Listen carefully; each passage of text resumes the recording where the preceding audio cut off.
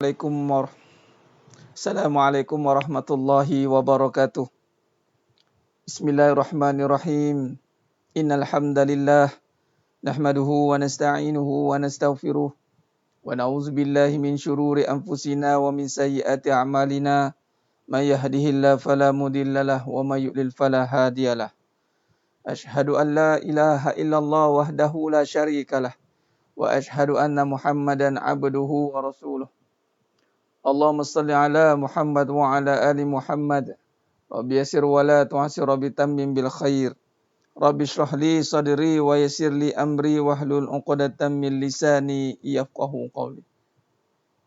Allahumma aftah alaina hikmataka wanshur alaina min khazaini rahmatika ya arhamar rahimin. Al-Malikul Quddus As-Salamul Mu'minul Muhaiminul Azizul Jabbarul Mutakabbir. Subhanallah amma yushrikun. Wallahul khaliqul bari'ul musawwiru lahul asma'ul husna. Yusabbihu lahu ma fis samawati wal ardh wa huwal azizul hakim.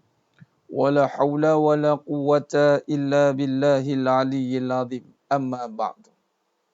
Sidang jemaah yang dirahmati Allah Subhanahu wa taala, mudah-mudahan kita semua tergolong dalam golongan hamba-hambanya yang benar-benar bersyukur. Amin ya rabbal alamin. Alhamdulillah. Alhamdulillah summa alhamdulillah ala kulli ni'mah. Lagi sekali Allah izinkan kita semua, sidang jemaah mata Allah SWT, muslimin dan muslimat, para sahabat yang dimuliakan semua, alhamdulillah. Allah izinkan lagi sekali untuk kita bersiaran pada malam yang penuh barakah ni dalam pengajian online Hakikat Kehidupan. Alhamdulillah. Alhamdulillah, dan mudah-mudahan Allah terima seluruh amalan kita ini untuk istiqamah dalam menuntut ilmu. Adapun alhamdulillah di setengah-setengah masjid di Selangor, di wilayah pun sama dah mula kuliah, dan alhamdulillah Allah izinkan saya tadi dah ada kuliah maghrib tadi di Seksyen 27. Dan saya nak kongsikan satu suasana sedikit. Ya. Sebenarnya mata Allah SWT suasana ni, apabila dia berkaitan dengan rumah Allah ni, rumah Allah, saya nak kaitkan dengan rumah Allah ni, tempat yang dimuliakan. Kenapa dimuliakan? Sebab rumah Allah. Min buyutin min baitillah, antara rumah-rumahku. Yang ni, kalau kita tengok HQ, headquarters tu adalah Makkahul Mukarramah, Madinatul Munawwarah. Baik, bila kita sandar pada diri kita ni, hakikat diri kita ni hina. Kita hina dan lemah. Baik. Dan tak ada apa-apa kelebihan pun. Kita ni. Tetapi apabila kita diberikan izin oleh Allah Ta'ala untuk berada di tempat yang mulia.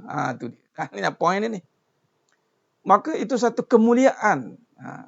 Bukan sebab kita mulia, tapi apabila kita dipilih untuk berada di tempat yang mulia, di majlis yang mulia, sebagai contoh pada malam ni, sidang jemaah mata Allah SWT, maka ini satu kemuliaan. Allah muliakan kita, yang mana kita ni hina, tapi Allah muliakan dengan tempat yang mulia, dengan majlis yang mulia, dengan amalan yang mulia. Alhamdulillah, apabila Allah muliakan, Allah berikan kemuliaan untuk mengimarahkan kembali masjid. Subhanallah. Satu perkara yang sangat indah. Dimuliakan. Dimuliakan oleh Allah, bukan oleh manusia. Manusia muliakan kita ini silap-silap binasa, rosak kita. Tapi ini satu subhanallah, saya nak tahu cakap macam mana. Itulah hanya muji-muji Allah je. Saya terpandang daripada Meksiko ni. Ya Puan Nur Zaitul Miza daripada Meksiko. Masya Allah. Tabarakallah. Kita ada jemaah daripada Meksiko. Ahlan wa sahlan wa marhaban bikum. Terima kasih. Dan kepada semua yang dah menonton bersama dengan saya pada malam ni, terima kasih. Alhamdulillah. Baik, sambung tadi. Jadi bila kita diberikan peluang untuk berada di tempat yang mulia, dan kita dah kenal kita ni hina, maka syukurlah. Duduk di majlis yang mulia. Majlis ilmu, majlis mulia. Walaupun kita online, tapi kita niatkan bahawa ni nak nuntut ilmu ni. Serius, istiqamah. Niat. Bisir Al-Fatihah. Baca Al-Fatihah masing-masing semua. Kemudian kita niatkan, betulkan niat. Maka ni majlis yang mulia. Ni satu kemuliaan. Dan kelebihan Allah lebihkan. Bila berada di tempat yang mulia, dia ada satu kelebihan. Adakah atas kita? Tidak. Atas kemuliaan itulah akan adanya kelebihan.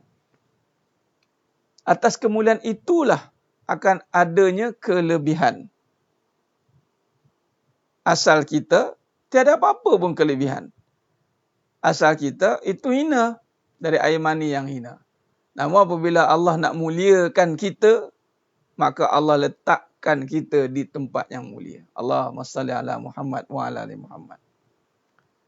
Dan Allah berikan peluang dan ruang apabila Allah pilih saya untuk memuliakan rumah Allah yang memang dah sedia maklum mulia. Apabila pembuka bicara 3 tempat yang Allah pilih. Di surah Nurul Hidayah, hari Jumaat, Tazkirah Jumaat yang pertama. Pembuka. Bila majlis ilmu ni, Raudah min Riyadil Jannah, taman syurga. Bila majlis ilmu saja, taman syurga. Apatah lagi, taman syurga di masjid. Masjid dan taman syurga. Pembuka pintu atau pembuka tirai untuk taman syurga. Allah. Nah, tetamu-tetamunya datang itu hari menjadi tetamu yang pertama lah. Sebab Masjid Nurul Hidayah, Tazkirah Jumaat. Kemudian malam tu surah Najahiyah. Pun majlis yang pertama. Taman syurga yang pertama. Allahumma salli ala Muhammad. Tak expect. Tadi on the way balik, bawa saya renung balik. Allah. Hat-trick. Malam ni juga majlis yang pertama. Di section 27. Start malam ni kuliah pertama, Ustaz. Masya Allah. Tabarakallah. Cakap. Hat-trick 3 kali. Allah izinkan untuk muliakan. Untuk buka bicara. Yang mana sebelum ini 4 bulan ditutup, tiada kuliah, tiada taman syurga, tak ada Raudah min Riyadil Jannah, Allah bagi peluang. Subhanallah. Mana tak gembira? Masya Allah. Diberikan peluang untuk berkata, melafazkan innal hamdalillah nahmaduhu wa nasta'inuhu wa nastaghfiruh. Di majlis yang Allah sendiri tengok. 3 kali sidang Muhammad Allah. Hat-trick Allah bagi peluang. Masya Allah. Allahumma salli ala Muhammad wa ala ali Muhammad. Khair. Jadi sidang jemaah mata Allah Subhanahu wa taala. Nah, kalau kita lihat di sini, kalau kita perhatikan baik-baik, itulah tujuan hidup kita ini untuk mencari kemuliaan. Itu mencari kemuliaan dengan mendapatkan bantuan Allah Subhanahu wa taala. Khair. Alhamdulillah. Oh, jangan numpang berkat saya. Habislah tumpang. InsyaAllah masing-masing juga akan diberikan keberkatan oleh Allah Subhanahu wa taala. Khair. Baik, untuk pada malamnya penuh barakah ni.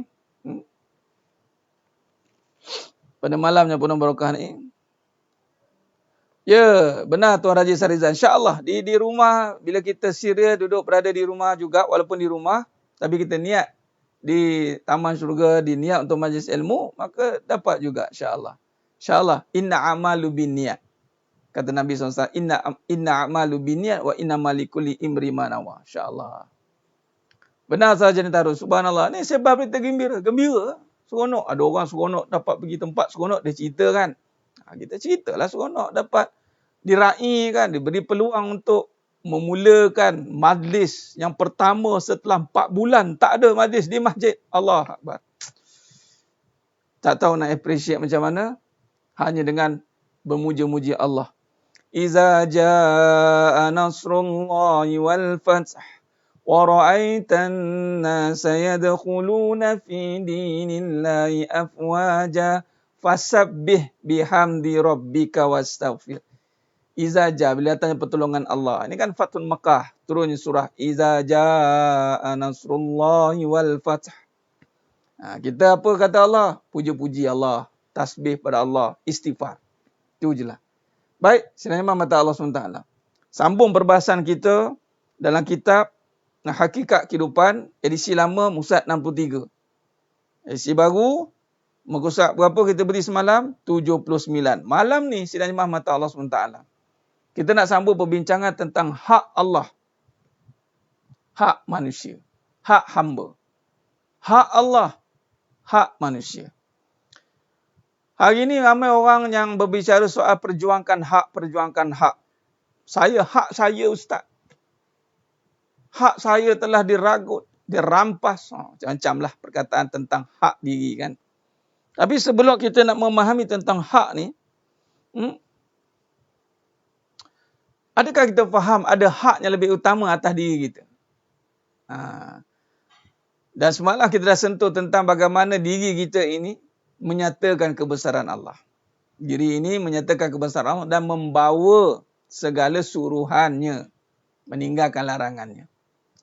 Saya ditanya oleh, ada soalan yang bertanya dengan saya, minta pertanyaan. Banyak yang bertanya. Cuma ada yang Allah izinkan jawab, jawabnya tak izin lagi, sabar ya. Dia tanya apa tau? Ustaz, berkenaan dengan tajuk semalam, dia kata. Kalaulah hidup ni Ustaz sekadar melakukan apa yang Ustaz kata semalam, dia kata. Sekadar melakukan apa yang kita bincangkan semalam. Apa dia? Melakukan ketaatan. Melakukan sekadar. Dia kata sekadar itu. Jadi, kalau anak, isu dia adalah, kalau anak membentak ibunya, soalan dia. Habis nak buat apa? Ada maknanya, tak ada peluang ke nak balas ke, nak marah anak tu ke. Kalau sekadar hidup untuk mentaati Allah, soalan saya cakap. Sebab tu jangan jawab kadang soalan-soalan yang heavy, pakai heavy metal ni. Saya kena jawab. Terus, saya cakap, Puan, saya cakap, insya-Allah. Pertama, kena betulkan tu. Kalau masih dalam persoalan sekadar itu, maknanya belum faham. Taat, patuh, taat ini bukan sekadar, tetapi itulah keseluruhan tugas sebagai manusia. Ya, hak Allah itu mengatasi hak segala-galanya. Kita tunaikan hak Allah dahulu, barulah hak kita ini akan disempurnakan. Nampak? Jadi sebenarnya mata Allah Subhanahu Wa Taala. Maka di sini, ya Tuan Aziz, betul, seksi 67 tadi datang. Masya Allah, tabarakallah. Okey ya tadi ya. Alhamdulillah. Pembuka bicara. Lepas kuliah lagi malam ni. Masya Allah. Alhamdulillah. Baik, maka ditanyakan haknya. Menganggap macam skop manusia ni, kalau kita fokus semalam kita tajuk kita apa? Cuba tengok semalam, buat perojaah sikit. Semalam kita berbicara soal bagaimana fokusnya tentang ketaatan. Suruhan ni. Sembah, kita cerita tentang sembah, ibadah. Kita cerita tentang sembah dan ibadah. Okey. Bila kata sembah dan ibadah ni, kalau kita lihat, patuh suruhan dan tunduk kepada kebesaran. Kalau kita lihat. Kita recall dulu. Ya. Terima kasih kepada yang dah share. Masya Allah. Terima kasih. Ahlan wa sahlan wa marhaban bikum kepada yang baru menyertai hakikat kuliah pengajian hakikat kehidupan. Mudah-mudahan anda mendapat sesuatu dalam perbincangan kita ini. Masya Allah. Dan syaratnya adalah sila duduk, jangan lari. Itu je. Sila duduk dan jangan lari. Dan Alhamdulillah, ramai yang istiqomah tu sampai Mark Zuckerberg bagi top fan tu. Mark Zuckerberg bagi tu, bukan saya bagi tu. Mark Zuckerberg bagi top fan plus one lagi. Masya Allah. Duduklah sampai je top fan. Biarlah kita top fan kepada kebenaran. Ustaz, saya nak jadi top fan kepada kebenaran. Silakan. Jadilah ejen kebenaran. Pejuang kebenaran. Kita alang-alang mengaji, biar sampai jadi. Alang-alang mengaji, biar sampai jadi. Biar sampai putus. Jangan kisah setengah-tengah jalan. Baik, sidang jemaah mata Allah SWT. Beruntung. Beruntung siapa yang sebarkan tu, asbab dia berubah, pahala bagi dia. Beruntung. Sebab, Tuan Taib Jamil. Ya, 25.7 kuliah subuh. Ada surah Al-Ukhuwah. InsyaAllah. Duduk dan mohon sentap. Ya, Tuan Abdul Hafiz. Silakan. Ni sentapan jiwa ya. Baik. Jadi, sidang jemaah mata Allah Subhanahu Wa Taala. Kalau kita semalam ni. Jadi maknanya semalam kita sentuh tentang suruhan, larangan, iblis. Dia tak fokus tugas dia. Nampak? Sedangkan bayangkan. Hak Allah ni. Allah suruh iblis, yang mana sebelum itu Azazil lah. Wa iz qulna lil malaikati isjudu li Adam fasajadu illa iblis. Mari kita recall balik apa kita bincang semalam. Sekejap Pak duduk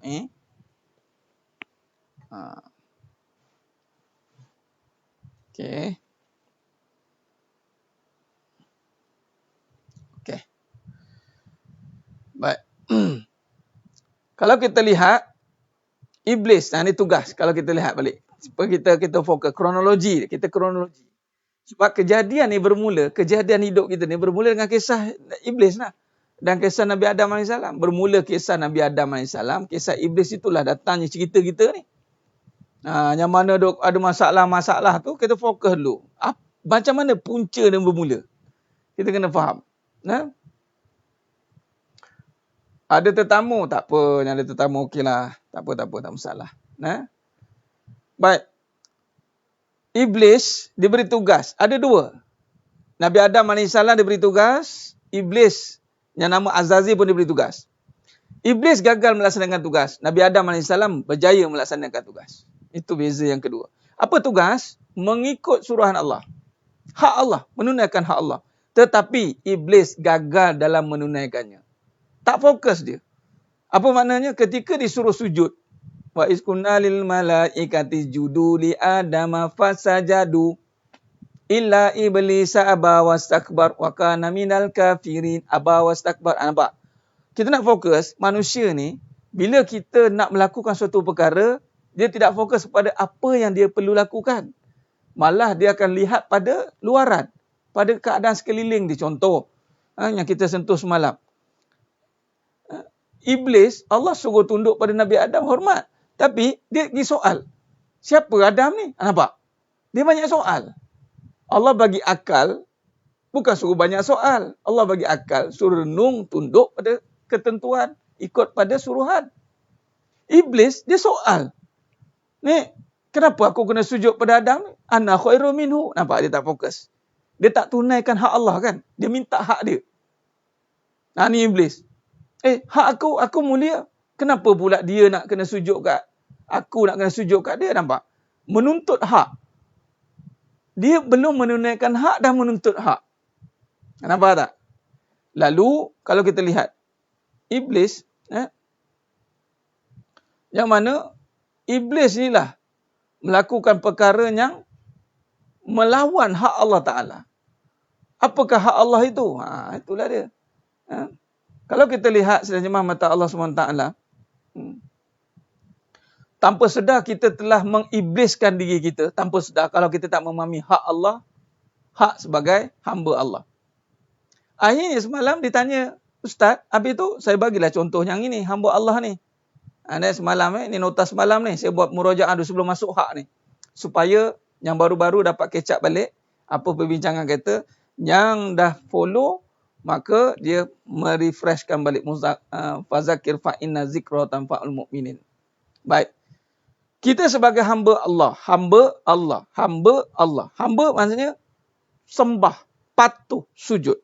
Pada siapa? Allah. Khair. Kita ada tugas lain tidak? Ada. Kita sebagai anak, kita sebagai suami, kita sebagai ayah. Okey, katalah ambil lelaki dulu. Baik, ketika anak berhadapan dengan ibu ayah, anak ada ibu ayah.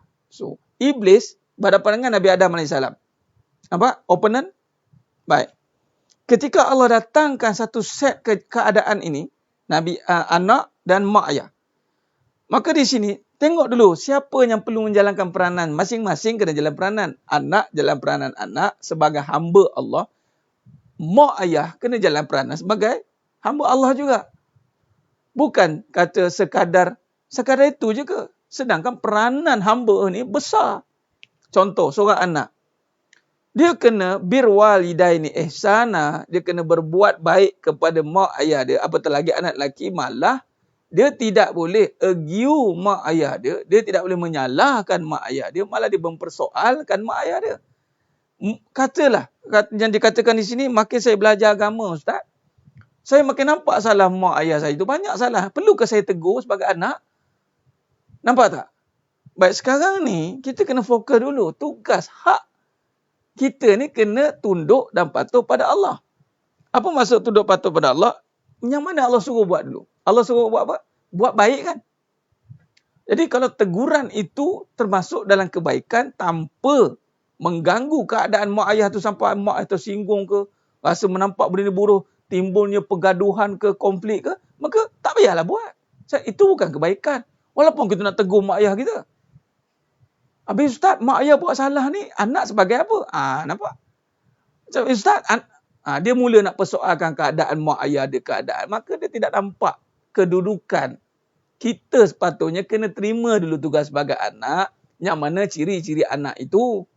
Yang mana kalau saya ringkaskan tentang anak ni, panjanglah cerita bab anak pula. Tapi nak bagi tahu anak ni wajib mendoakan mak ayah dia. Doakan kalau mak ayahnya dalam keadaan tak betul. Tak mampu tegur kalau silap, nanti kan bergaduh, doa. Kan Nabi kata doa anak yang soleh. Jadi, tugas anak doa. Habis Ustaz, mak ayah saya tak didik saya. Itu tugas mak. Tugas mak. Ialah mak dia tak didik dia. Itu salah mak dia lah. Tapi tak naklah sebagai seorang anak menyalahkan mak dia. Ini satu, dia panggil apa? Melanggar protokol. Allah tak suruh pun pertikaikan keadaan mak ayah. Allah suruh seorang anak buat baik dengan mak ayah. Walaupun mak ayahnya tak buat baik dengan dia. Itu mak ayahnya cerita. Ini anak. Itu maksud dia. Okey, kata mak ayah pula. Habis Ustaz, mak ayah ni, saya sebagai ibu. Anak saya ni melawan saya. Membentak-bentak, bergaduh. Habis tugas saya ni takkan taat je dengan Allah. Allah. Taat pada Allah ni maknanya ikut apa yang Allah suruh. Allah suruh apa? Ketika anak berperangai begitu, Allah suruh apa? Allah suruh didik. Didiklah. Tak adalah istilah puas saya didik Ustaz. Anak saya ni Ustaz, dia memang ni anak derhaka ni Ustaz. Tak payahlah cerita bab tu. Allah tahu dah. Dan tak payah cerita ke orang. Dia ni anak ni buat salah ni, anak ni nanti akan datang jadi apa. Tak payah cerita. Tugas kita mendidik anak. Dia tak terdidik Ustaz, didik sampai terdidik. Dia tak dengar cakap Ustaz, bagi sampai dengar cakap. Dah Ustaz, macam mana ni Ustaz? Anda mula nampak. Dia fikir pasal anak, maka dia jadi beban. Nampak?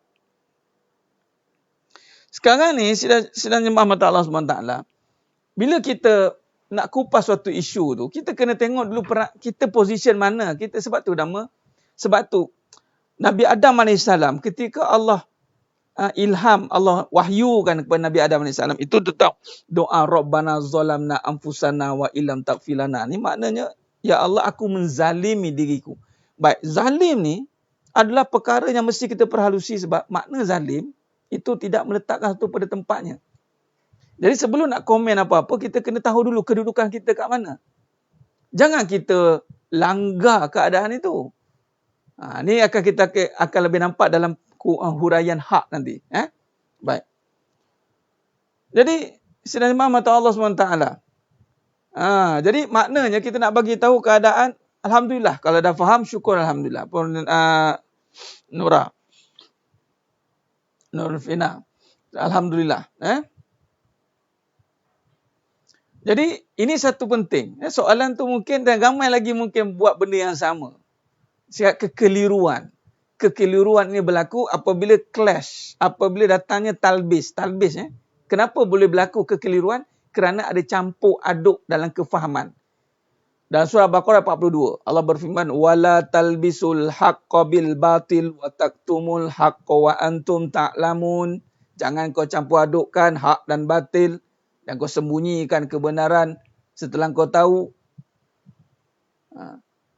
Benar Puan Siti Sarah. Buat kerja kita, jangan buat kerja Allah. Satu, buat kerja kita, jangan sibuk menentukan, menyalahkan, mempersoalkan kerja orang.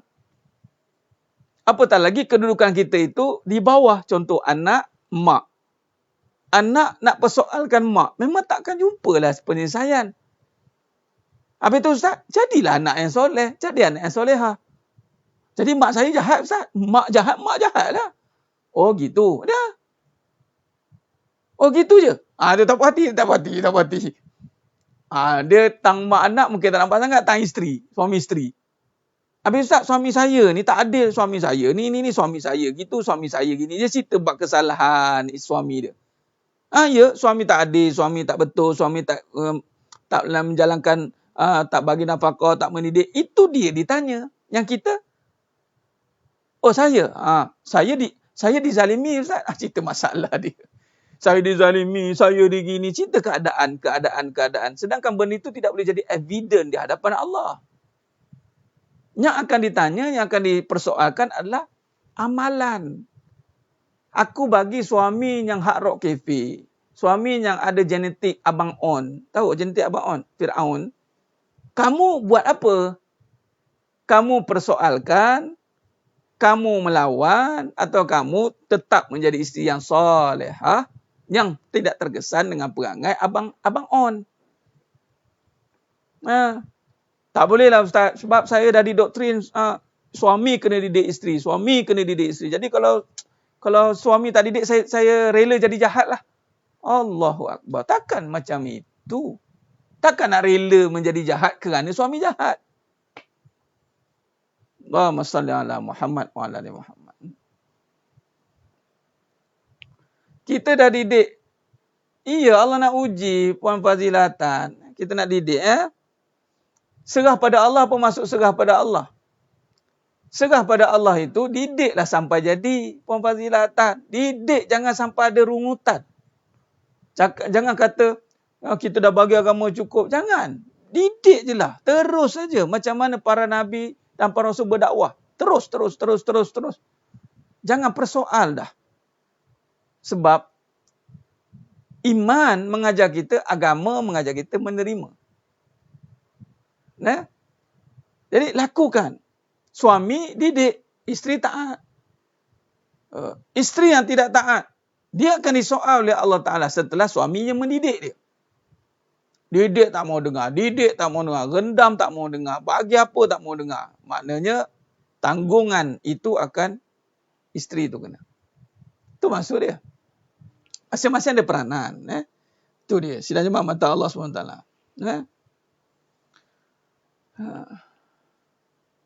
Alhamdulillah. Bagus. Bagus.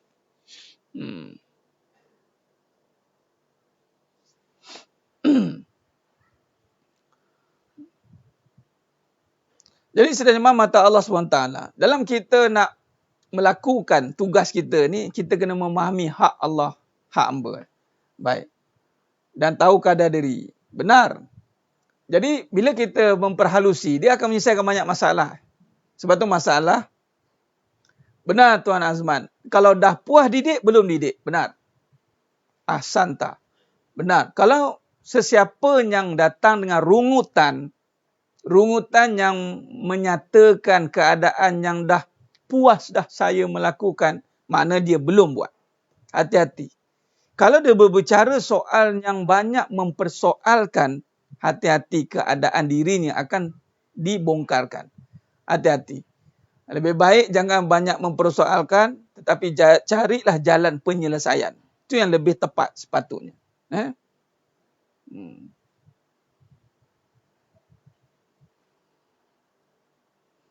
Baik, sidang jemaah mata Allah Subhanahu Wa Taala.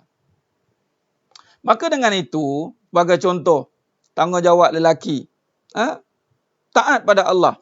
Tanggungjawab lelaki taat pada Allah. Taat, bila kata taat, itu katalah berhadapan dengan isu pandangan. Maka tundukkan pandangan. Jangan salahkan, perempuan ni ustaz, dia lah ni buka aurat. Nah, itu dia, saat lagi dia kena. Kita ni, apa perjuangan kita? Tu, orang perempuan pun sama. Jangan duk salahkan lelaki. Lelaki lah ustaz tak jaga pandangan. Yang dia tu nak buka aurat tu apa hal? Kenapa? Why? Ini soalan yang akan ditanya oleh Allah. Di saat Allah bagi ujian di kelilingi kita ini, sekeliling, Allah akan, tugas kita ni akan ditanya. Kullu ra'in wa kullun mas'ulun an ra'iyatihi. Kata Nabi SAW. Nampak? Jadi kita kena fokus balik.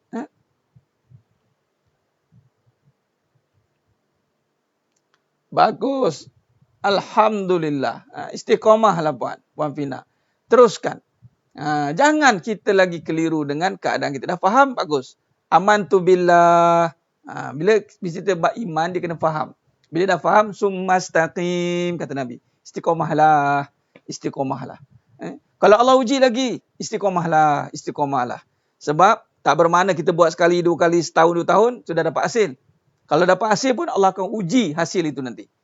Adakah kita buat dengan benar-benar ikhlas, faham atau ikut-ikut keadaan? Baik, perkara ini kita akan kupas dengan lebih dalam pada perbincangan hak. Hak Allah, hak hamba. Mari kita baca syarahannya dulu. Allahumma salli ala Muhammad wa ala sayyidina Muhammad. Ya Puan Ramlah ngah, why. Jangan big Y pula. Y dia biar sampai Y sampai Z. Ada orang dia Y terus dia. Bila Y, pastikan jumpa Z. Y, X, Y, Z. Dia Y saja kadang-kadang tu kan. Allahumma salli ala Muhammad wa ala ali Muhammad. Khair. Mari kita lihat muka 19. Ini selama 63. Baik, maka dengan itu, untuk kita memperhalusi lagi perbincangan kita ini, sedang mata Allah SWT. Allahumma salli ala Muhammad. Tunggu sekejap ya.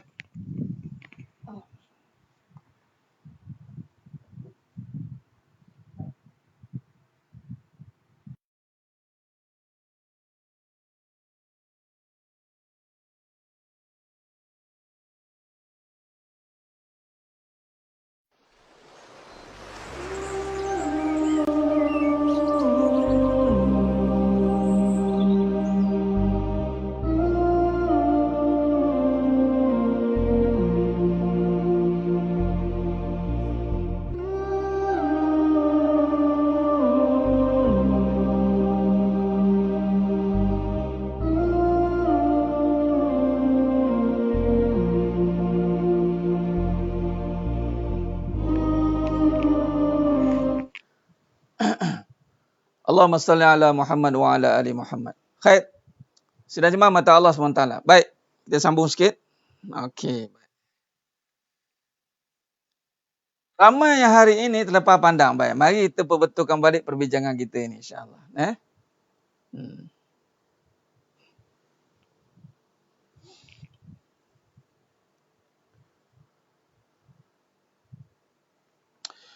Dalam perbincangan ini, apabila kita tidak melepasi tahap tadi, maka kita masih duduk pada keadaan yang mana diri ini sudah berada pada kedudukan yang keiblisan. Iblis ini dia mengaku diri, mengaku berkuasa, mengaku hebat.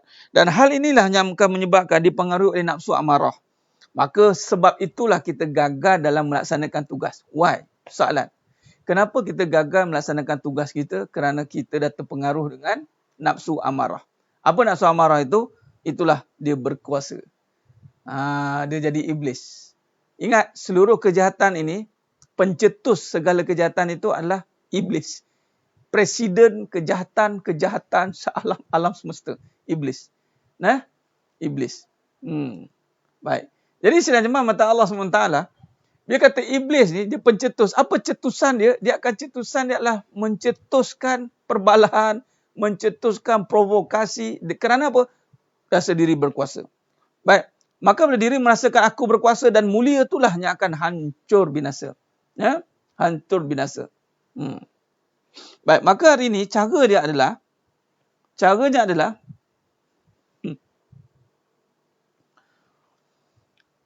bahaskan tentang hak Allah dan hak sebagai hamba. Versus kita tengok.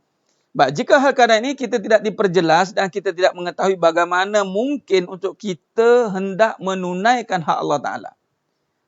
Kita bila ada sesuatu keadaan, permasalahan, kita kena fokus dulu hak Allah. Kita nak selesaikan hak Allah dulu, baru kita selesaikan hak seluruhnya. Baik. Dalam kata lain, seakan-akan kita belum lagi menunaikan hak Allah. Kalau kita tak tahu apakah hak Allah, tak tahu bermakna kita bimbang, kita tak menunaikan hak Allah. Ni yang bahaya ni. Sebab itu akhirnya hak kita di dunia banyak hilang. Betul tidak? Kenapa hak kita di dunia ni banyak terananya lah, saya ginilah, hilang hak saya, hak itu. Malah kadang-kadang nak perjuangkan pula hak kebebasan pula tu. Kerana persoalannya adalah hak Allah tidak ditunaikan sempurna. Itu dia. Baik.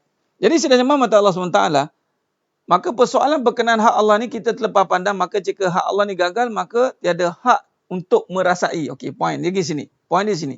Jika kita gagal melaksanakan hak Allah, maka kita ada hak untuk menikmati kurniaan Allah di dunia ini yang menyebabkan kesannya adalah hati kita sering tidak merasakan puas di dunia. Ini poin penting ni. Ni poin penting ni. Poin penting ni, saya lukis je kejap. Poin penting. Baik. Jadi, apa kesan yang tidak menggunakan hak Allah ni? Hak Allah. Okey. Hak Allah, jika tidak ditunaikan, bila kita tak tunaikan, apa kesan dia? Kita belajar kesan dia dulu. Kesan bila tak tunaikan hak Allah ni, kesannya adalah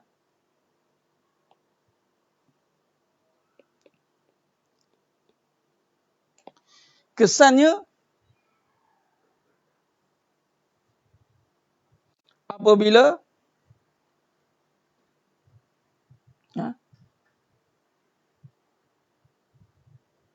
nak alihkan sikit. Okay.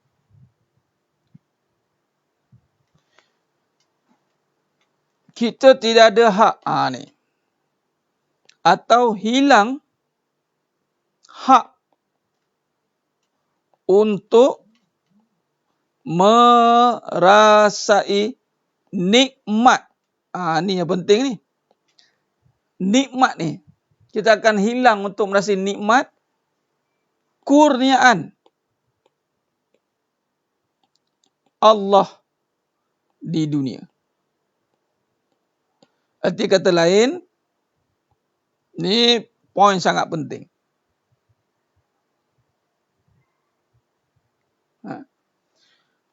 Ayat dia, hak Allah hilang, hak Allah kita khianat,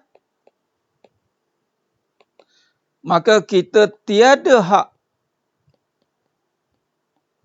untuk dapat nikmat. Jelas? Hak Allah khianat, tiada hak untuk dapat nikmat. Nikmat kat mana? Dunia. Allah akan bagikan dunia ini azab. Sebab tu hati-hati apabila kita menceritakan keadaan azab di dunia ni. Azab dunia mana tak puas hati. Kecewa. Banyak kecewa. Frust.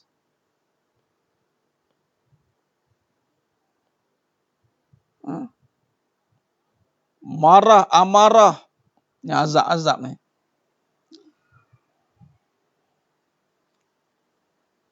Sebab tu, jangan gopoh kita nak menuntut hak kita tu. Kalau kita tak dapat hak di dunia, kenapa saya tak puas hati, Ustaz? Kenapa saya tak dapat nikmat? Ada isteri, azab. Ada anak, azab.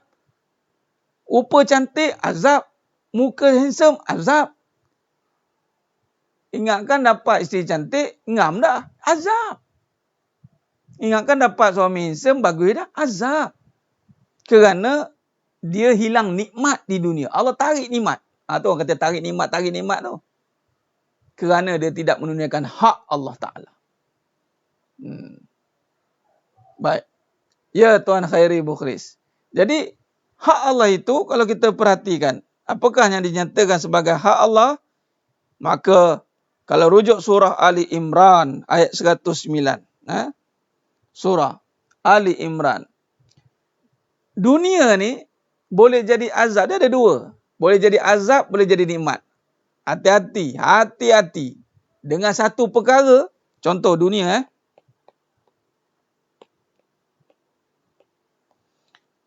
Saya ambil contoh satu. Kita cerita kesan lagi. Ambil isteri lah. Orang lelaki kan suka cerita bab isteri. Orang perempuan. Oh, suka benar ni isteri. Lagi-lagi cerita bab isteri. Seronok tak? Seronok. Baik. Bila cerita bab isteri, ada satu cerita yang mengatakan bahawa, oh, orang perempuan ni azab. Oh, pening. Cukuplah satu ni. Yang ini pun pening. Bukan isteri ni seronok ke? Bukan nikmat. Nikmat pun dia, Ustaz. Ngambil beras ke? Dulu kata nikmat. Bermaksud setiap kejadian dia ada dua. Nikmat, azab. Orang yang sama tapi boleh berbeza keadaan dia. Ingat, ini.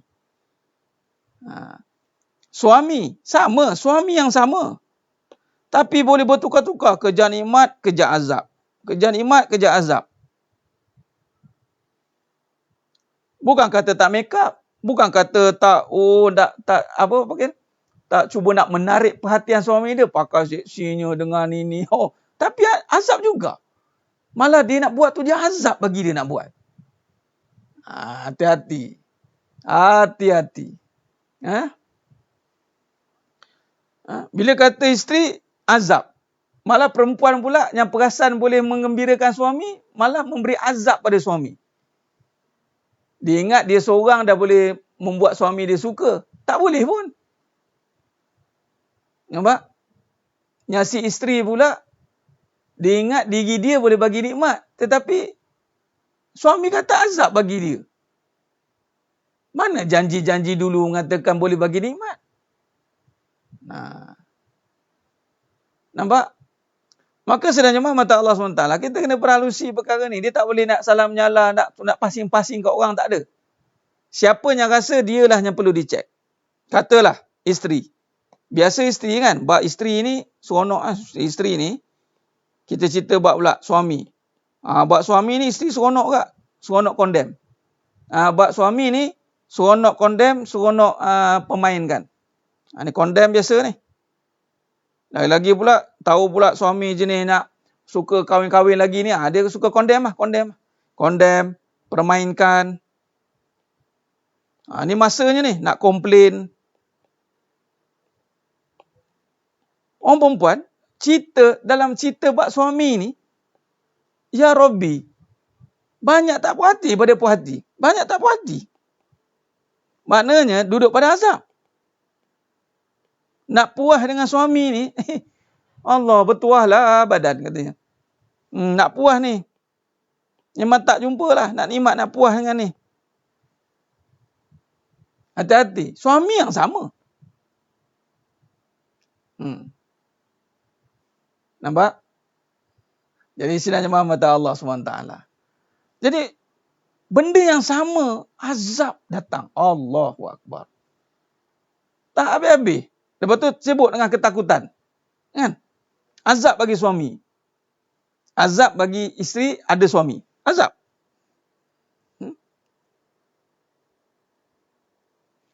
Dia tak boleh ada sensitif, Tuan Khairil. Kalau sensitif tu maknanya perlu diselesaikan. Dia macam sensitif ni macam badan kita lah. Sensitif, Ustaz, saya tak boleh kena angin. Maknanya sakit tu. Siapa yang masih ada sensitif, maknanya kena check. Sebab tu dia ada tajuk yang lebih tekan bab kahwin ni, surah Ar-Rum ayat 21, wa min ayatihi, antara tanda-tanda kekuasaan Allah. Dia ni kalau doktor, dia akan buat check up. Sebab tu banyak topik-topik yang kadang-kadang kita kesentuh, dia akan jadi macam shock. Dia baik, dia sentak. Jadi kalau sekiranya banyak macam lelaki buat harta sentak, sensitif tu hati-hati. Sensitif, lepas tu suka buat gurau, lepas tu suka pelekeh. Itu benda-benda yang akan menunjukkan simptom-simptom penyakit. Simptom-simptom penyakit. Okey, itu contoh ya. Jadi saya nak bagi tahu azab ni kat dunia Allah dah tunjuk dah. Dan azab bila kata di dunia dia dah dapat azab. Kalau di dunia dia dah ada azab, maka itu adalah preview untuk azab yang lebih kekal. Wa na'udzubillah. Apa dia? Di akhirat nanti. Hati-hati orang yang dah banyak kecewa dengan dunia. Hati-hati. Sebab tu ikut cara agama. Cara agama dia takkan bagi kita kecewa dengan dunia. Dia takkan bagi. Nampak? Maka sedang jemaah mata Allah SWT, azab sebab tu kita kena ikut cara agama. Sebab agama tidak berbicara soal kecewa di dunia. Tak ada. Agama tidak bicara soal kecewa di dunia. Sebab kalau dia kecewa, azab, malah kecewa dia berubah jadi azab, itu adalah preview untuk dia azab di akhirat sana. Allah, hati-hati. Baik. Apakah yang membuatkan kita mendapat perkara ini? Maka inilah kata kuncinya. Surah Ali Imran 109. Cuba tengok surah Ali Imran 109. Cuba tengok. Apa kata Allah? Dalam ni kita mengatakan dalam syarahan ini, hati Allah, bila kita tidak menundukkan hak Allah, Allah akan buat hati kita tak puas dengan dunia. Sebab itulah bermula agama itu dengan kembali mengenal Allah. Sebab kita mengenal Allah kembali, hak Allah tadi. Maka kata Allah, yang pertama kita kena faham, surah Ali Imran 109. Kata Allah, dan bagi Allah jualah hak milik segala yang ada di langit dan yang di bumi. Dan kepada Allah jualah dikembalikan segala urusan. Apa maknanya ayat ini? Apa makna ayat ini? Yang pertama, kita kena selesaikan bab hak Allah. Jangan cuba memiliki. Tu dia. Mari kita tengok. Hak Allah yang pertama. Dan selama-lamanya. Memiliki. Saya ringkaskan terus. Malam ni, biar alhamdulillah yang menonton, yang baru yang menonton, pastikan terus dapat. Daripada ayat surah 109, Allah berfirman yang bermaksud, hak milik Allah jua segala yang ada di langit dan di bumi. Maka memiliki tidak ada dalam kamus hidup seorang manusia. Tak ada. Habis Ustaz, saya memiliki tu. Kena renung baliklah kalau biasa banyak sebut memiliki ni. Saya memiliki kecantikan Ustaz. Memiliki kecantikan lepas.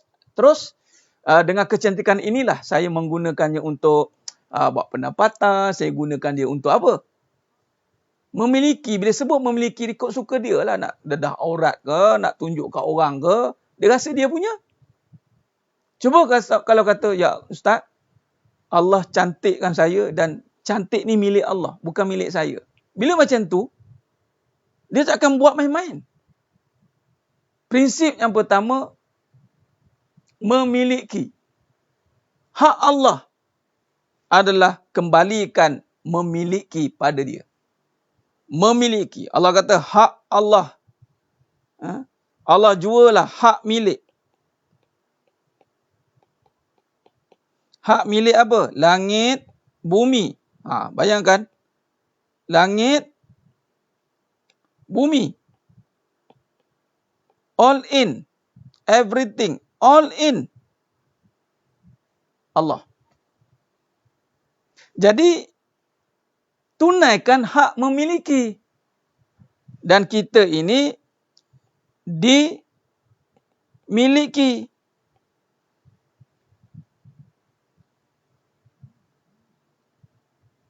Benar saja yang taruh. Hak cipta terpelihara. Mantap. Betul. Hak cipta terpelihara. Tidak boleh. Tak boleh. Tak ada siapa memiliki sesiapa.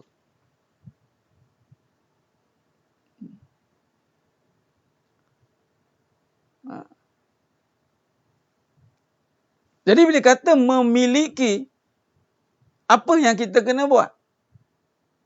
Maka bila kata memiliki, hak yang paling besar, itu adalah bila dah tahu kembalikan segala urusan. Bila kata hak milik Allah semua, maka kembalikan segala urusan. Di bawah pengetahuan Allah. Semua. Bila kata yang dimiliki ni manusia lah ni.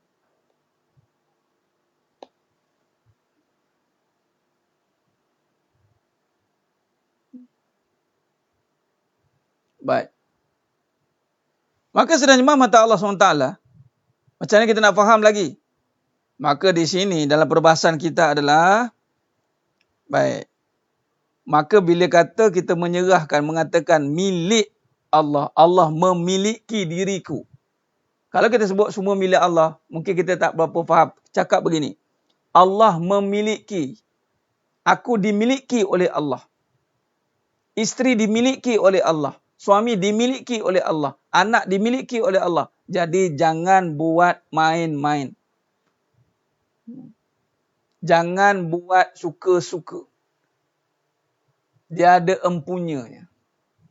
Nah, preview azab ni Tuan Khairi Mukhris untuk pembersih dosa lah. Sekiranya dia membersihkan dosa dan dia terima, maknanya dia redha dengan keadaan itu dan dia istighfar, dia kembali kepada Allah, maka tiada azab lah dia dekat dunia.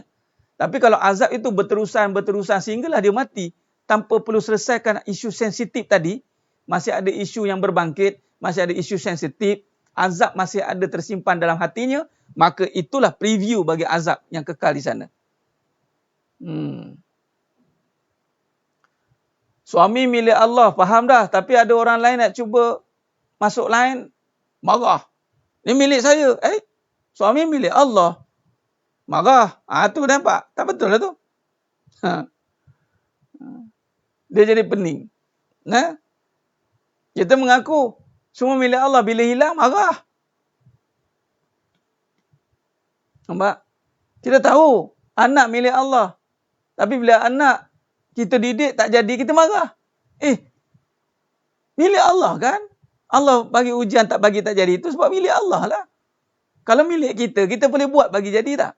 Itu maksud dia. Saya didik tak jadilah Ustaz. Milik Allah kan? Kalau milik kita, pasti jadinya. Kalau jadi pula, didik jadi, milik Allah juga. Allah bagi jadi. Jangan bila jadi je, berkat usaha saya lah. Berkat usaha nampak dia punya tip lah. Allahu Akbar. Allahumma salli ala Muhammad wa ala ali Muhammad. Baik, bila begitu, bila memiliki, Allah memiliki, perbincangan yang lebih besar di sini adalah kalau kita lihat surah As-Sad ayat 3. Surah As-Sad ayat 3. Apa kata Allah? Dan orang-orang musyrik. Semua kata milik Allah ni. Semua kata semua milik Allah kan? Semua kata, semua faham. Tapi dalam surah As-Sad ayat 3, ada dia punya cerita dia. Allah cerita balik. Allah kata apa? Dan orang-orang musyrik yang mengambil selain dari Allah untuk menjadi pelindung dan penolong sambil berkata, kami tidak menyembah atau memujanya, melainkan supaya mereka menampingkan kami kepada Allah sehampir-hampirnya. Sesungguhnya Allah akan menghukum di antara mereka dengan orang-orang yang telah melakukan syirik tentang apa yang mereka berselisihan padanya. Sesungguhnya Allah telah tidak memberi hidayah petunjuk pada orang-orang yang tetap berdusta mengatakan yang bukan-bukan, lagi sentiasa kufur dengan melakukan syirik. Apa kata ayat ni? Surah As-Sad ayat 3 ni. Nah, ini kata tadi, Ustaz listkan hak Allah. Inilah hak Allah yang utama dan selama-lamanya. Nah, hak Allah yang utama dan selama-lamanya. Apa hak Allah? Jangan syirikkan Allah.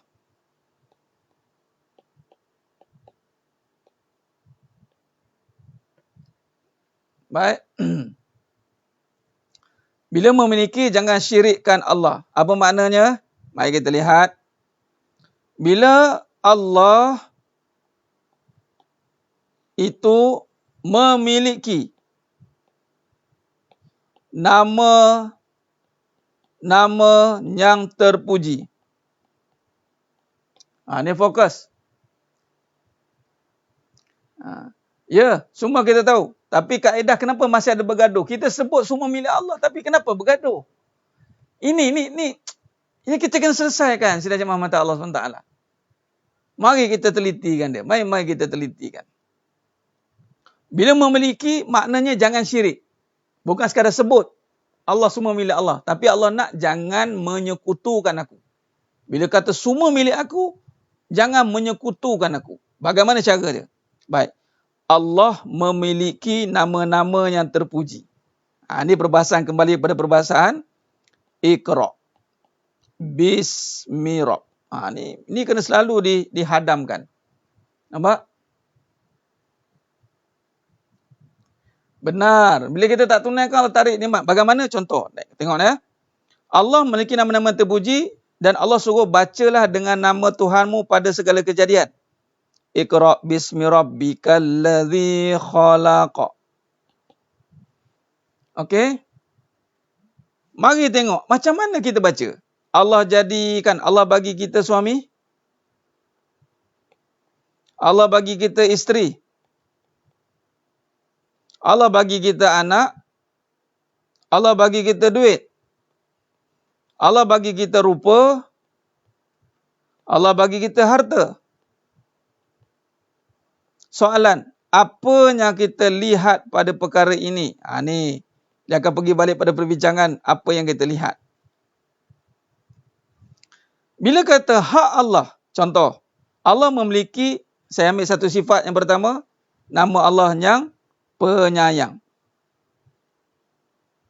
Maha penyayang.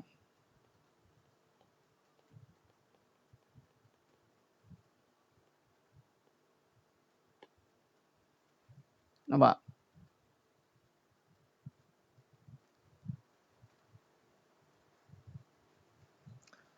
Maka sedang jemaah mata Allah SWT, kita tengok yang pertama. Kita selesaikan satu. Benda ni biasa pakai hari-hari. Bila tengok suami, ni bagi seorang suami, bagi seorang isteri. Tengok cerita suami. Allah memiliki nama Maha Penyayang kan? Maha Penyayang milik siapa? Allah. Maha Penyayang milik siapa? Allah. Baik. Tunaikan hak Maha Penyayang ni. Ni bukan pergi tunaikan hak yang mana saya nak suami ni. Bukan? Dia tunaikan hak suami, tapi bukan hak suami pun, dia nak hak diri. Ni kadang-kadang orang confuse kat sini. Saya nak suami. Jadi apa yang dia dapat? Dia bagi kebendaan saja, bagi makan, bagi minum, bagi pakai, bagi baju. Tapi yang ni hak Maha Penyayang Allah ni apa dia? Dia kena nafikan dan isbat. Ni kena buat. Contoh, bila kata Maha Penyayang milik Allah. Maha Penyayang milik Allah. Allah memiliki sifat nama penyayang. Maka nafikan penyayang yang ada pada suami itu dan letakkan kembali penyayang itu hanya pada Allah. Boleh buat? Ini hak Allah. Contoh, nafikan. Nafikan. Sebab Allah suruh baca. Contoh. Bacalah dengan nama Tuhanmu yang menjadikan suamimu. Itu contoh. Bacalah dengan nama Tuhanmu yang menjadikan suamimu. Baca Tuhan. Okey, saya nak baca ni. Okey, kita belajar Asmaul Husna ni. Dengan nama Allah. Bacalah Allah yang Maha Penyayang menjadikan suami aku penyayang. Allah yang Maha Penyayang. Tak apalah, saya tulis satu biar faham. InsyaAllah. Allah yang Maha Penyayang menjadikan suami aku penyayang.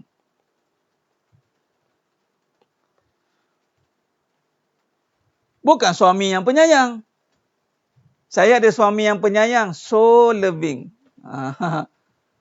So loving. Ya. Terus-terus suami yang penyayang. Sedangkan Allah yang Maha Penyayang menjadikan suami aku penyayang. Maka apa yang disuruh oleh Allah, maka dituruti. Maka seorang isteri meletakkan hak Allah supaya kasih sayang ni tak hilang. Maka setelah mengenal bahawa Allah Maha Penyayang menjadikan suami aku penyayang, maka nak mengekalkan penyayang itu, maka si isteri menjaga suruhan Allah. Ni kena susun satu-satu ni. Bukan kata suami saya suruh. Allah suruh. Taat suami. Allah suruh. Bukan sekadar suami suruh. Kalau suami suruh, tiba datang tak puas hati dengan suami, tak buat dah.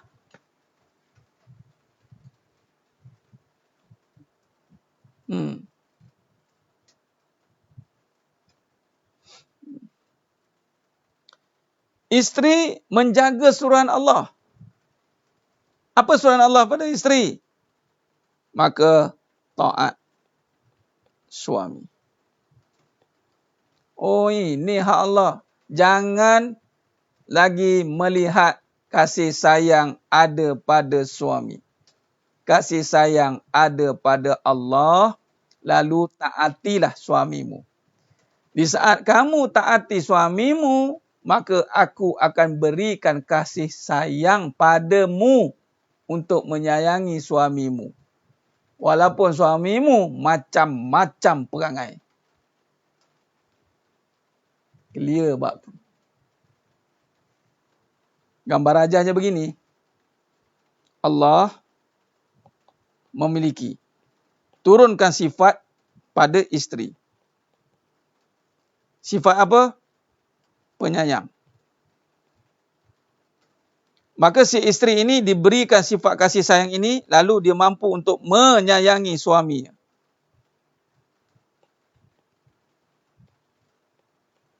Tanpa perlu bergantung pada suami. Tanpa perlu suaminya nak kena buat itu dan ini. Kerana Allah memberikan kasih sayang direct kepada isteri, lalu isteri menyayangi suaminya. Dengan Allah. Maka kerana itulah si isteri melakukan suruhan Allah.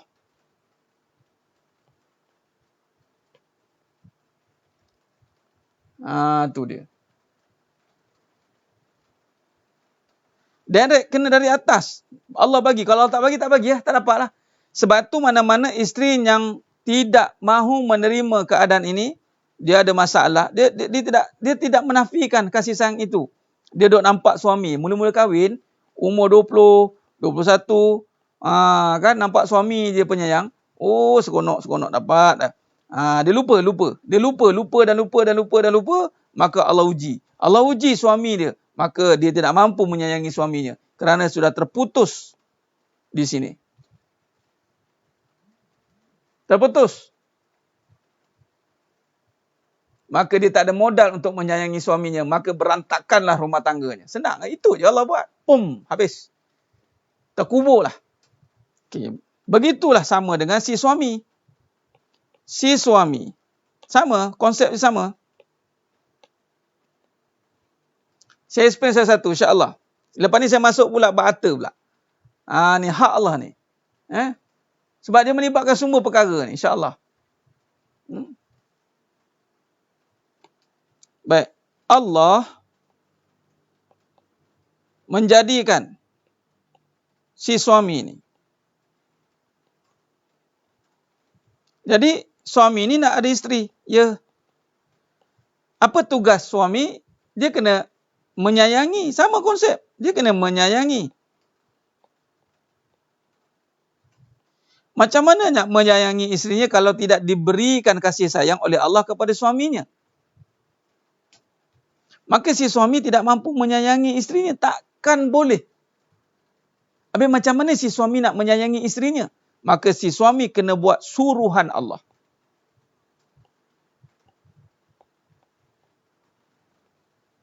Apa suruhan Allah? Didik. Ku anfusakum wa ahlikum nara. Didik isterimu, ahli keluargamu daripada api neraka. Maka setelah kamu didik, maka awardnya adalah aku berikan kasih sayang kepada kamu untuk kamu menyayangi isteri-isterimu atau anak-anak kamu, maka bahagialah rumah tanggamu. Tapi di saat tidak buat suruhan Allah, dia tidak didik, tiba-tiba nak menyayangi, maka terputuslah dia. Maka tiadalah modal untuk dia menyayangi isterinya. Makanya ada hanya nafsu sahaja. Ya, kalau nafsu sahaja, maka berantakkanlah rumah tangga. Habis. Itu je.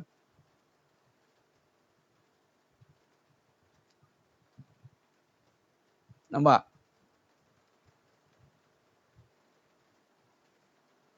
Jadi, bila kita pula si suami, dia melihat isteri dia. Itulah kasih sayang.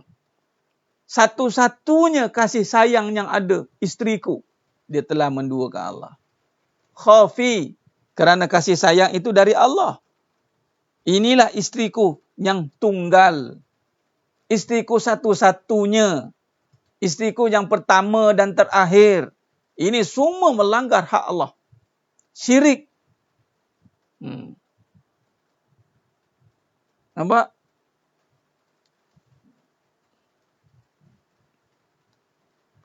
Jadi kita kena dapatkan modal daripada Allah. Oh, sebab tu tak kisah suami nak kahwin lagi, tak kisah. Ada seorang isteri, 2, 3, 4. Apa yang kalutnya kalau modal daripada Allah? Allahnya bagi modal kat suami menyayangi. Ustaz, mampu ke Ustaz? Suami tu ada ke duitnya? Allahnya bagi. Apa pula tak mampunya?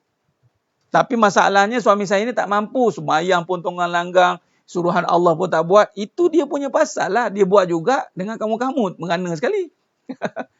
Habis tu Ustaz, macam mana tu? Saya kena gaduh dengan suami saya lah. Kalau kamu gaduh, kamu pun tak ada modal nak menyayangi lah. Isteri-isteri yang bergaduh dengan suaminya, maka dah habis modal untuk menyayangi suami dia. Habis. Tunggu kering lah modal tu. Hancur. Nampak? Nah, bila kata milik Allah, maka jagalah milik Allah tu elok-elok. Kasih sayang milik Allah tu. Kasih sayang milik Allah, dapatkan izin untuk menyayangi isteriku. Ya Allah, kasih sayang milikmu ya Allah. Izinkan aku untuk menyayangi isteriku. Allah kata, boleh. Taat akulah. Didik isteri kamu tu. Kamu didik dia sungguh-sungguh, aku bagi kasih sayang. Sebab tu makin kita didik, makin sayang kita dengan isteri kita. Makin kita didik, makin kita sayang. Kalau makin kita biar isteri kita, makin kita tak ada kasih sayang. Biar isteri kita buat apa? Buat aurat tak jaga, sembahyang awal waktu tak peduli. Apa dia buat huru-hara kat sana tak kisah. Asyik main Shopee saja okey. Biarlah Ustaz, asalkan dia gembira Ustaz. Biarlah, yang penting dia gembira lah tu. Bagilah apa yang dia nak. Nanti kan kalau tak okey, saya cari seorang lagi. Itu je kerja dia. Dia membiarkan isteri-isteri je buat keputusan sendiri. Dia membiarkan isteri-isterinya itu konon-konon boleh berdikari sendiri. Dia tak nak rasa tanggungjawab. Dia tak nak ambil tanggungjawab. Maka keadaan begini, dia akan melanggar hak Allah. Sebab Allah suruh dia didik isteri. Allah suruh bentuk isteri. Allah suruh ajar isteri kenal Allah. Tetapi dia biar. Hubungan macam ni, dia akan pudar. Tak kekal lama. Kalau kekal pun, makan dalam. Makan hati, makan jantung, makan ulang pedu, macam-macam lah dia makan. Tapi kalau suami itu, dia teliti. Dia bercakap, dia buat, dia tunjuk pula. Biarlah susah. Biarlah dia baru nak mengaji, dia dah mengajar. Mengajar. Tak kisahlah. Maka Allah akan bantu si suami menyayangi isteri dia. Biarpun isteri dia banyak salah. Saya banyak salah bang. Ya, tahu kamu tu banyak salah. Abang tahu kamu tu banyak salah. Sebab itulah abang kena didik kamu. Abang tahu kamu ni macam mana. Sebab tu abang tak boleh biarkan kamu. Dia jadi orang yang begitu bertanggungjawab. Itu seorang suami. Barulah Allah akan bagi modal. Allah akan bagi modal. Barulah terbuka balik hijab ini. Tu dia. Bila si suami melakukan suruhan, yang mana itu hak Allah, maka Allah akan tunaikan hak sebagai suami. Bila suami mendidik isterinya itu, maka bila dia menyayangi, kata Nabi SAW, siapa yang tidak menyayangi, maka dia tidak akan disayangi. Siapa yang tidak menyayangi, maka dia tidak akan disayangi. Kalau si suami tidak mampu menyayangi isterinya, jangan harapkan dia akan dapat balasan si isteri menyayangi suaminya. Dia berkait-kait semua benda ni. Kata Nabi SAW, man la yurham la yarham. Siapa yang tidak menyayangi, tidak akan disayangi. Dalil.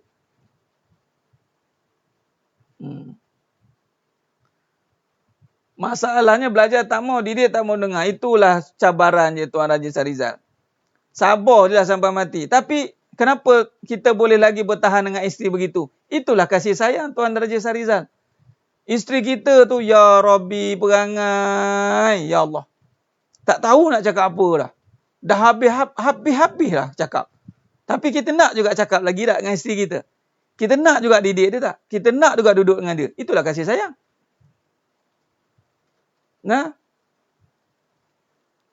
Baik. Jadi sedangnya mata Allah SWT. Benar puan mau berduri. Contoh Nabi dah ada. Tapi itulah cerita bab Nabi ni. Kadang-kadang dia gunakan Nabi untuk kepentingan diri. Itu masalah tu. Bukan guna Nabi nak ikut Nabi. Tengok bang. Nabi penyayang. Tengok abang tak macam Nabi pun. Dah menyalah pula.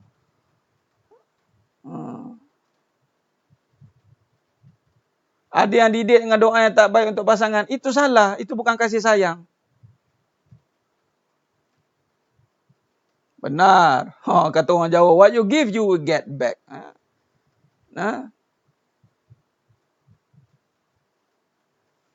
Jadi itulah kasih sayang. Malah Tuan Raja Sahrizal, kasih sayang yang makam tertinggi ni adalah kita memaafkan isteri kita.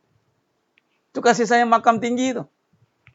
Kasih sayang makam rendah nafsu, dia bagi apa isteri nak. Bagi apa nak.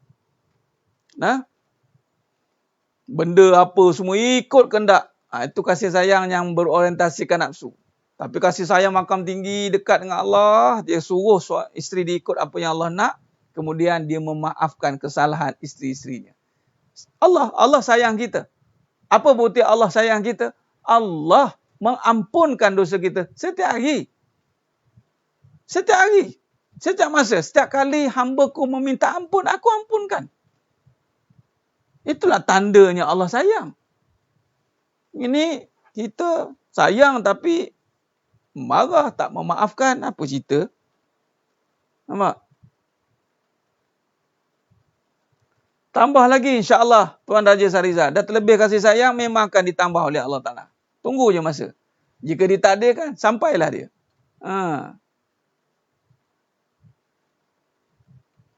Itu kasih sayang yang tertinggi. Makam tinggi telah memaafkan. Itulah kasih sayang. Allah sayang kita, Allah maafkan kita. Itulah kasih sayang. Jadi barang siapa yang diizinkan Allah Ta'ala untuk memiliki sifat itu. Memilikilah kerana diberikan. Allah berikan dia untuk menyayangi, memaafkan. Maka itulah dia orang yang dekat dengan Allah Ta'ala.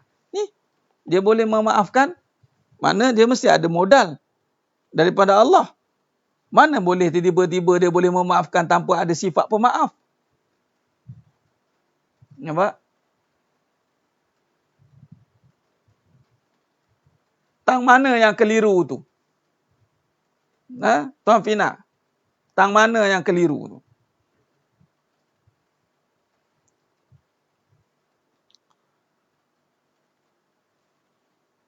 Maka di sini sudah jemaah mata Allah SWT. Apabila kita benar-benar meletakkan kembali kedudukan yang sebenar.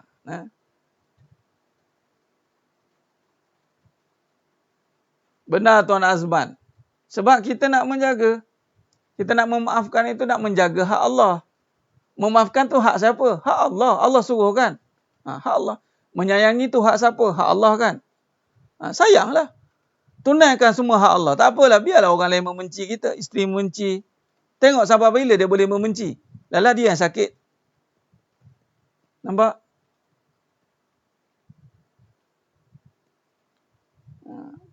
Cakap dekat sini nak tambah. Tapi siap doa supaya suami hilang niat nak tambah lagi.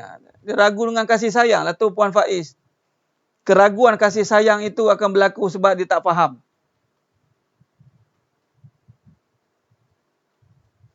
Nampak? Keliru bab memaafi. Kenapa nak kelirunya? Maaf itu kena orang buat salah, maafkan. Tu je lah. Jadi gini. Kasih sayang ni, Allah. Apa bukti Allah sayang kita? Allah maafkan. Allahumma innaka afun tuhibbul afwa fa'fu anni. Ni. Maaf ni sifat Allah, bukan sifat kita. Maaf ni sifat Allah. Sayang sifat Allah. Kuat sifat Allah sebenarnya. Maka ketika Allah meletakkan ini sifat yang Allah sangat suka. Allahumma innaka afuwun tuhibbul afwa fa'fu anni. Aku, Allah kata, sangat suka memaafkan.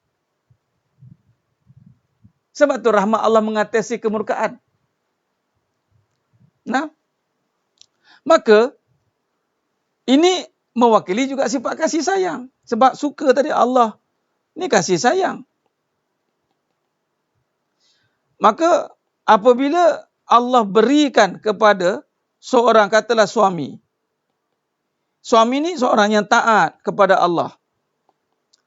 Suami yang bila taat kepada Allah, dia akan diberikan kekuatan oleh Allah untuk melaksanakan. Allah berikan dia modal untuk menyayangi dan memaafkan sesiapa saja. Katalah isterinya. Dia maafkan isteri dia. Dia suka memaafkan kerana dia sudah diberi modal oleh Allah. Sebab dia orang yang taat. Orang yang taat sebab tu jangan terkejut. Isteri dia macam perangai. Suami soleh. Suami soleh ni suka maafkan isteri dia. Tak apalah awak. Jangan isteri duk perasan. Isteri perasan suami saya baik. Yelah suami baik, awak tak baik. Suami baik, awak tu tak baik. Tapi kerana suami baik, dia memaafkan awak. Awak pula perasan baik. Suami saya baik, suami saya okey. Memanglah suami awak orang taat. Suami taat, dia dekat dengan Allah. Dia ada sifat memaafkan. Dia ada sifat kasih sayang. Maka ketika awak buat perangai, suami yang baik, dia maafkan. Dia maafkan. Tak apalah Ustaz, saya maafkanlah isteri saya tu. Tak apalah, saya maafkanlah isteri saya. Si isteri perasan. Ni yang jadi masalah.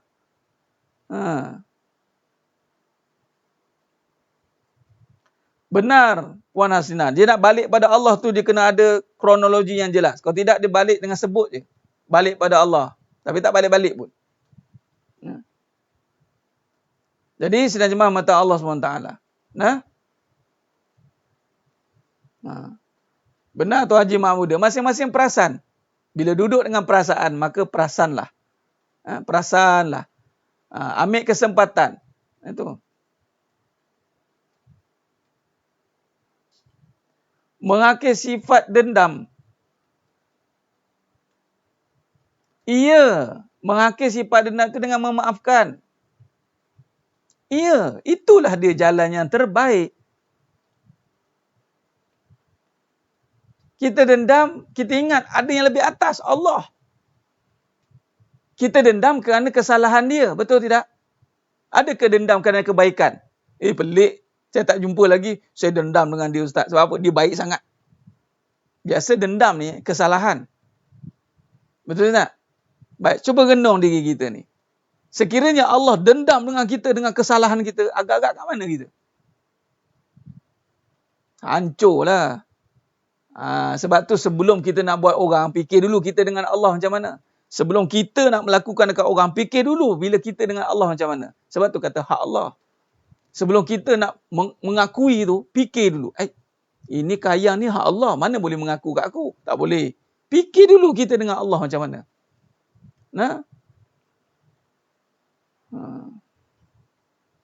Bukan sangat sukar Tuan Khairil. Kesukaran itu kerana berlakunya kekeliruan. Kerana adanya keadaan diri kita yang kita bawa bersama dengan kebendaan, kekeliruan. Sebab tu jadi susah. Sedangkan kemudahan itu diberi oleh Allah dengan semudah napas kita tarik napas lepas. Itulah dekat dengan kita. Iblis saja membuatkan kita rasa begitu. Jangan teruskan bersangka baik dengan Allah. Sebab dekat. Dekat sangat. Mudah. Allah mudahkan. La yukallifullahu nafsan illa wus'aha. Jangan putus asa. Teruskan. Teruskan dengan pengajian. InsyaAllah dengan pengajian inilah nanti Allah akan bukakan jalan. Kalau kita menghadapinya dengan nak memahami keadaan, memang dia akan susah. Kita nak memahami keadaan perangai isteri saya ni, saya tak faham lah Ustaz. Faham isteri tu memang takkan faham sebab dia pun takkan faham perangai dia. Dan macam-macam belaan ada dalam diri dia tu. Dia pun pening. Jadi jangan kita nak renung, buat research, analisis tentang keadaan tu. Tak payah. Kita dah tahu dah jawapan dia dah. Okey, sekarang kita kena fokus keadaan kita dengan Allah. Kita fokus tujuan kita. Aku ni diutuskan oleh Allah untuk menjaga hak Allah. Okay, jangan syirikkan Allah. Betulkan balik semua itu. Betulkan balik semua itu. Allahumma salli ala Muhammad wa ala ali Muhammad. Baik. Jadi senang jemaah mata Allah SWT. Sebab tu kita memahami dalam pengajian. Ya Tuan Abdul Rafi, ada insya-Allah. Ada. Dalam Lisanul Haq nanti, jilid yang kedua saya akan cerita tentang, dia bukan detail lah urusan satu-satu. Kita akan rangkumkan dalam perbincangan kehidupan. Saya dah faham dah Ustaz. Syukran Ustaz. Seronok hari ni. Banyak terungkai. Masya Allah. Amin. Ya Rabbal Alamin. Haza min fa'li Rabbi. Mudah-mudahan semuanya menonton pun dapat umpam barokahnya. Daripada wa nurul fina. Alhamdulillah. Alhamdulillah. Syukur pada Allah. Bila seronok, saya lagi seronok.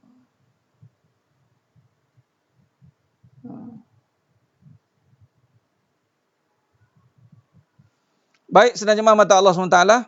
Okey. Besok, ni. Kita dah sampai penghujung rancangan. Pukul apa dah? Allah Akbar. Pukul 11.30. Saya ada appointment.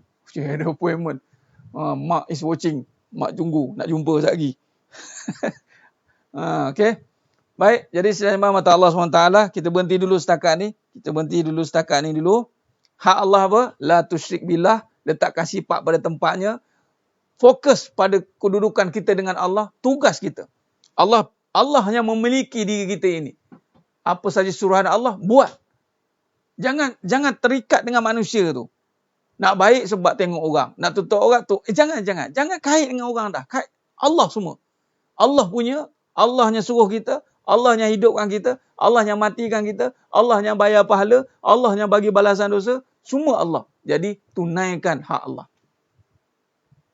Allah suruh buat, kita buat. Jangan tanya lagi, dia ni tak baik, takkan saya je nak baik. Itu mempersoalkan hak Allah. Itu mempersoalkan hak Allah. InsyaAllah. Nak lagi? Baik, besok saya ada special kelas untuk kuliah duha besok. Boleh? Pukul 9.30 pagi. 9.30 pagi, besok kita buat program untuk kita nak rungkai lagi persoalan ini, insyaAllah. Saya sambung sebab besok malam saya tak ada kelas. Esok malam kita tak ada kelas. Esok pagi gantikan dengan esok pagi. Kuliah duha. Sebab besok ada kuliah di Selayang. Mungkin saya akan buat live kuliah maghrib. Kita tengoklah macam mana. Sebab sana Selayang takut tak sempat nak balik. Jadi drag masa dia. InsyaAllah. Besok kita ada kuliah duha. InsyaAllah kita sambung lagi perbincangan kita besok. InsyaAllah. Baik, sidang jemaah mata Allah SWT, kita berhenti dekat muka surat apa tadi?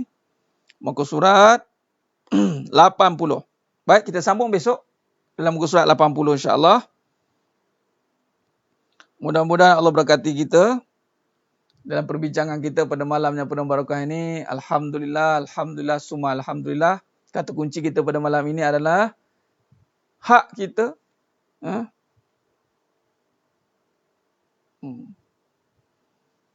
Akan terlaksana dengan sempurna. Memang, Tok saya bimbang, hak kita memang macam-macam benda yang kita nak kat muka bumi ni. Setelah kita menyempurnakan hak Allah terlebih dahulu. Iyyaka na'budu wa iyyaka nasta'in. Sembah Allah, Allah bayar. Itu cerita dia. InsyaAllah. Baik, besok kita akan sambung. Dan besok kita akan buat live lagi dalam siri kuliah duha. Terima kasih semua yang menonton, yang istiqamah. Moga-moga Allah pilih kita semua untuk terus berada dalam jalan menuntut ilmu ini, istiqamah dan mampu mengamalkan segala ilmu yang kita sampaikan. InsyaAllah. Mudah-mudahan Allah pilih semuanya. Dimasukkan dalam syurganya tanpa hisab. Amin. Ya Rabbal Alamin. Allahumma salli ala Muhammad wa ala ali Muhammad. Khair. Jadi cukup setakat itu. Mohon maaf. Terkasar kata itu kurang bicara. Mudah-mudahan Allah sempurnakan perbincangan kita pada malam yang penuh barakah ni. Jangan lupa lagi sekali kita bertemu pada besok pagi kuliah duha pukul 9.30 pagi. Ya, insya-Allah. Jadi terima kasih banyak. Itu saja perkongsian kita pada malam ini. Insya-Allah. Aku qouli hadza wa astaghfirullahalazim li wa lakum wa billahi taufiq wal hidayah.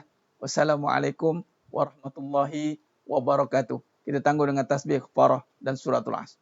Subhanakallahumma wa bihamdik asyhadu an la ilaha illa anta astaghfiruka wa atubu. Bismillahirrahmanirrahim. Wal 'asr. Innal insana lafi khusr. Illa alladhina amanu wa 'amilus shalihat wa tawassaw bil haqq wa tawassaw bis sabr. Wallahu a'lam bisawab. Takbir. Allahu akbar.